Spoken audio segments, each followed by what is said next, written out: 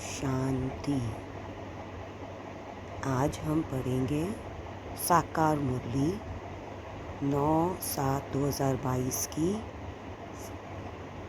बाप दादा मधुबन प्रातः मुरली।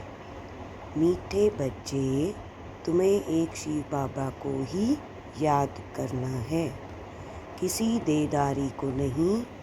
ज्ञान के सिवाय कोई भी व्यर्थ बातें न सुननी है न सुनानी है। प्रश्न: बाप सभी बच्चों को कौन सी वार्निंग सावधानी देते हैं?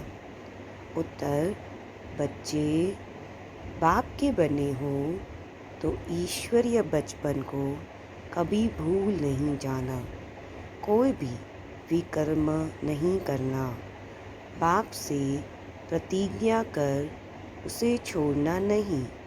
अगर बाप को भूलेंगे तो माया खुशी गायब कर देगी, फिर बुद्धि हैरान होती रहेगी, घबराते रहेंगे, विकर्म करते रहेंगे, बुद्धि का ताला बंद हो जाएगा। इसीलिए शिव बाबा के बने हो तो बचपन सदा याद रखो। आज वार्निंग मिली है कि अगर हम बाबा को भूल जाते हैं तो क्या होगा, कि कोई प्रतिज्ञा तोड़ते हैं, अगर विकर्म करते हैं तो खुशी चली जाएगी और हम घबराते रहेंगे, विकर्म भी करते रहेंगे और बुद्धि का ताला बंद हो जाएगा। और आज का गीत उसी पर है, बचपन के दिन भुला ना देना। ओम शांति बाबा, ओम शांति। बच्चे ने अर्थ समझा। बच्चे सामने बैठे हैं और जानते हैं ब्रह्मा द्वारा वर्षा लेने के लिए हम उनके बच्चे बने हैं, और यह भी अच्छी तरह जानते हैं कि हम निराकार परम पिता परमात्मा की अविनाशी संतान हैं। अब सन्मुख बैठे हैं, दूर होने से कई बच्चे भूल जाते हैं।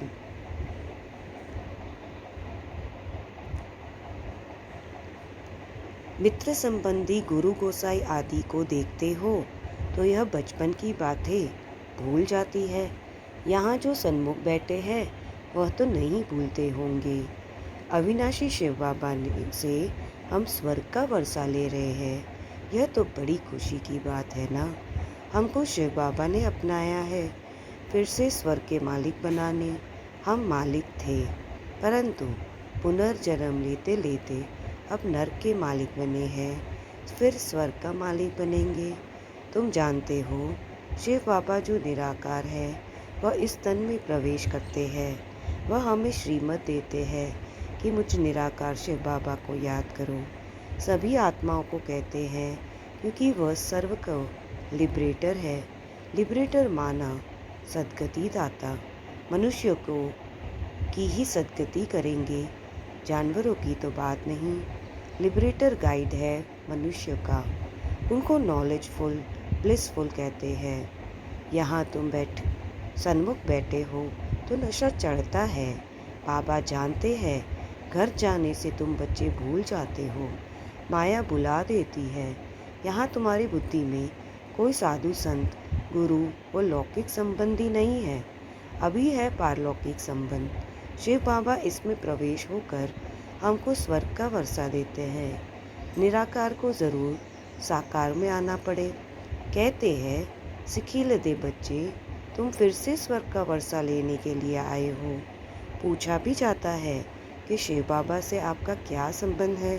तुम कहेंगे हम अनेक अविनाशी बच्चे हैं, उनके अविनाशी बच्चे हैं, फिर प्रजापिता ब्रह्मा के साकारी बच्चे हैं, क्योंकि पुनर्जन्म लेते रहते हैं।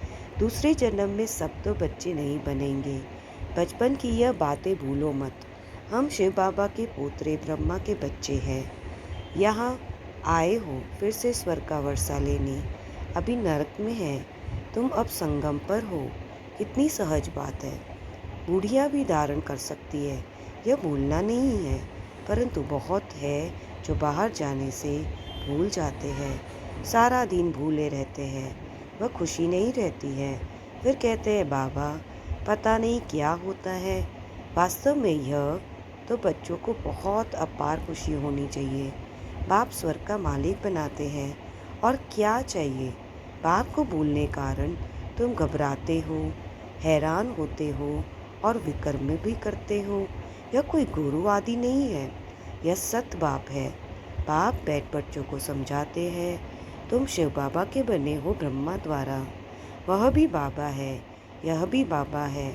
इतने ब्रह्म कुमार कुमारियाँ हैं, वर्षा कहाँ से मिलता है? शिव बाबा से। वह तो है ही नहीं दुनिया का रचयिता। तब तुम अभी ऐसे शिव बाप दादा के सन्मुख बैठे हो। बाप समझाते हैं, बच्चे कोई विकर्म नहीं करो। नए आएंगे तो कहेंगे, अच्छा आज प्रतिज्ञा करो, मुझे भूलना नहीं है।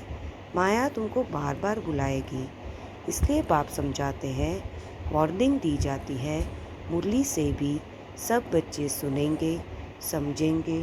बाबा मधुबन में बच्चों को ऐसे बैठ समझाते हैं, तुम जानते हो यह बचपन माया बार बार भुला देती है। बुद्धि का ताला बिल्कुल बंद हो जाता है। आत्मा को जब अतीन्द्रिय सुख मिलता है तो खुशी होती है। अब बाबा मुझे मिला है।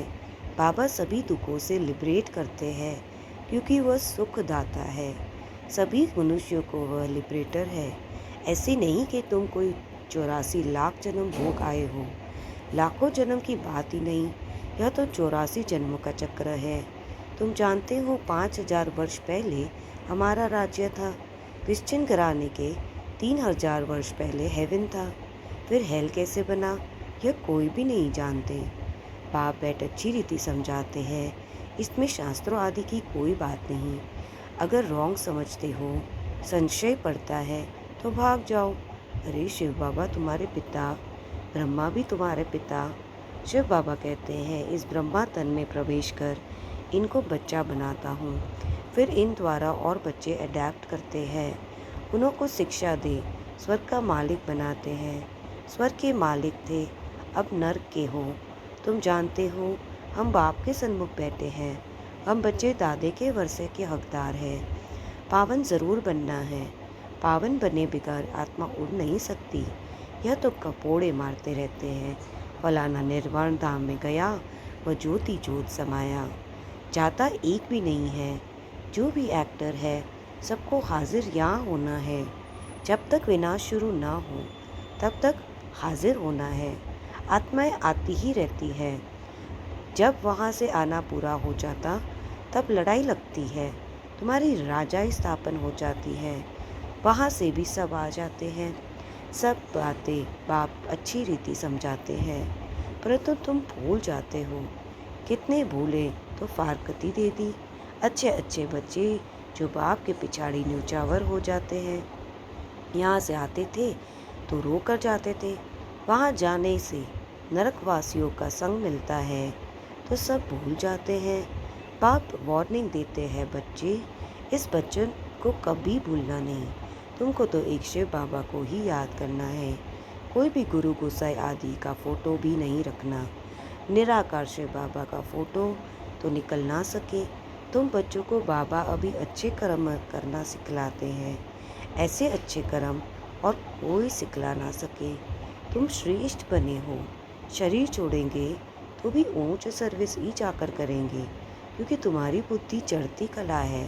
फिर जो जितना पुरुषार्थ करेगा, बाबा फिर भी कहते हैं, यहाँ तुम सनबेक बैठे हो, यहाँ सुनते हो, याद रहता है, फिर बाहर जाने से झट भूल जाता है। ऐसे भी है, फिर आपस में जरमुई जगमुई उल्टी सीधी बातें सुनते सुनाते रहते हैं। ज्ञान नहीं है तो एक दो को वाहियात बातें सुनाकर माथा खराब करते हैं। बाबा लेने के लिए आए हैं। बाबा कहते, बच्चे मुझे याद करो तो इतना ऊंच पद पाएंगे। सिवाय ज्ञान के और किसी की भी ग्लानि आदि उल्टी सुलटी बातें सुनो नहीं। बाप को कहते हैं हेवनली गॉडफादर, स्वर्ग स्थापन करने वाला वर्ल्ड गॉडफादर। सभी मनुष्य मात्र का बाप एक ही निराकार है। तुम एक धर्म के हो जो अव्यक्त ब्रह्म कुमार कुमारियाँ बने हो। पीछे फिर और धर्मों की वृद्धि होती जाती। सतयुग में तो एक ही देवी धर्म होगा, सब गोरे होंगे। फिर इस्लामी लोग निकलते विच इज़ बिल्कुल डिफरेंट। बौद्धियों की शक्ल देखो कैसी है। सब धर्म वालों की शक्ल अलग अलग। सभी तो अनेक धर्मों का विनाश और एक धर्म की स्थापना हो रही है।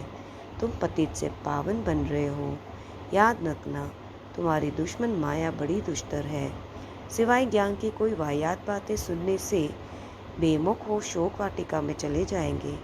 बाबा बार बार समझाते, तुम्हारा धंधा ही यह है, पाप से वर्षा पाने की युक्ति बताना।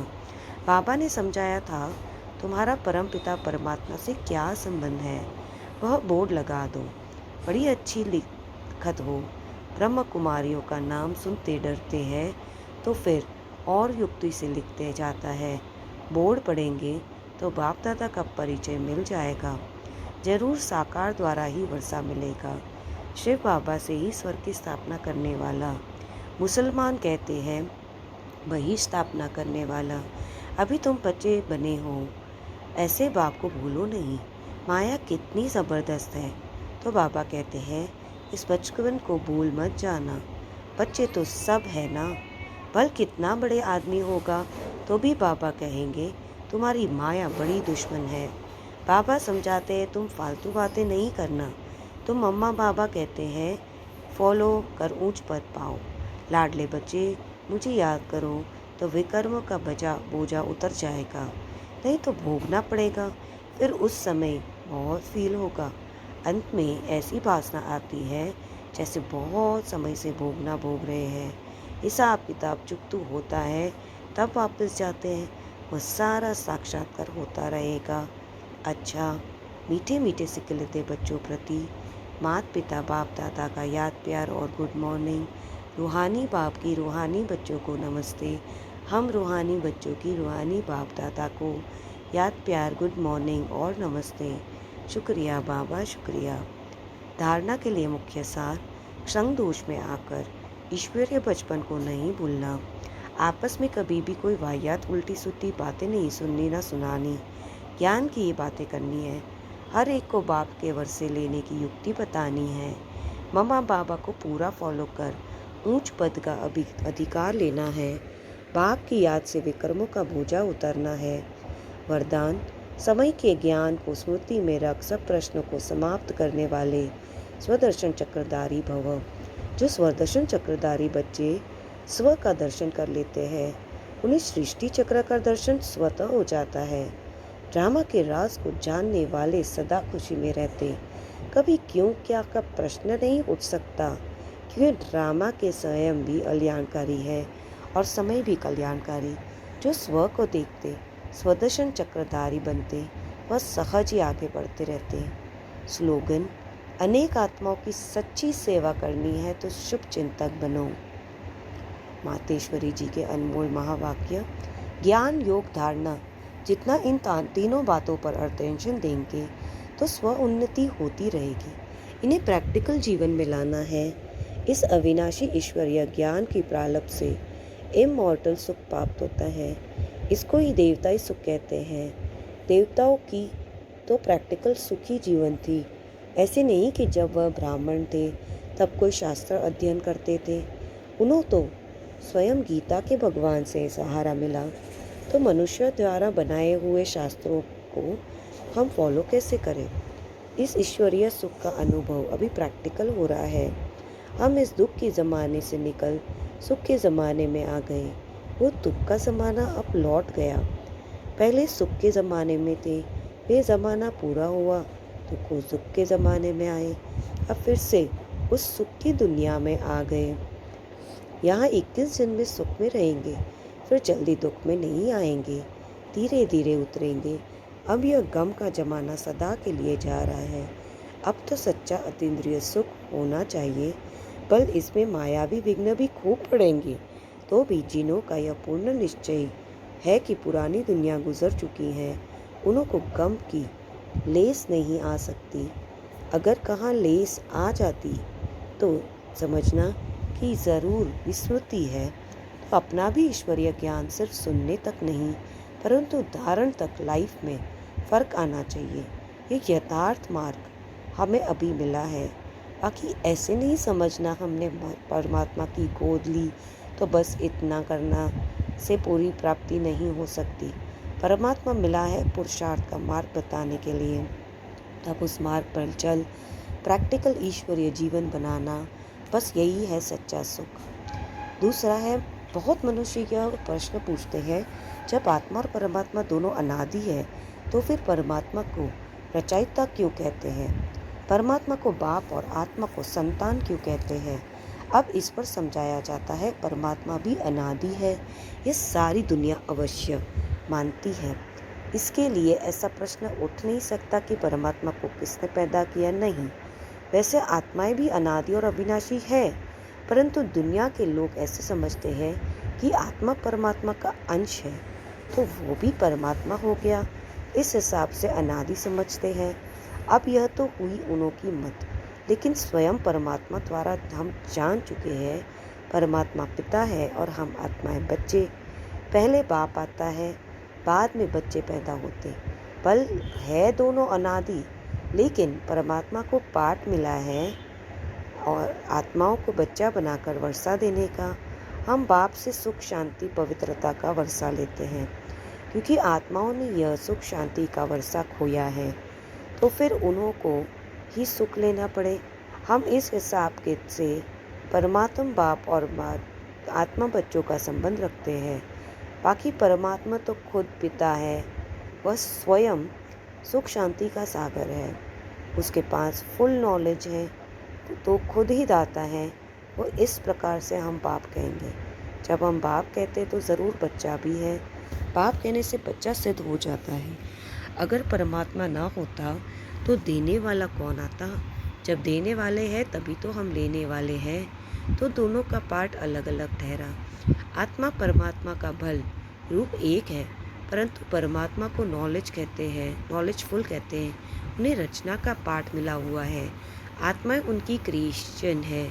अच्छा, ओम शांति।